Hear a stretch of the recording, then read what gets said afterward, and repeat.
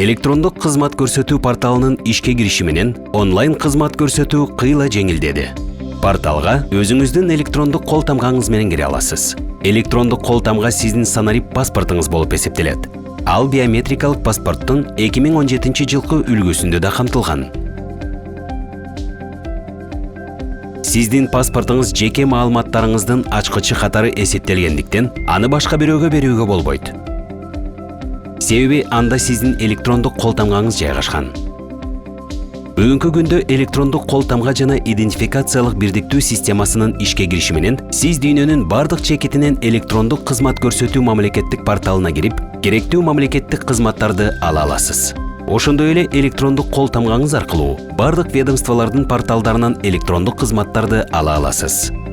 Электрондук кызмат көрсөтүү мамлекеттик порталы төмөнкү даректе жайгашкан. Портал чекит, түндүк чекит KG.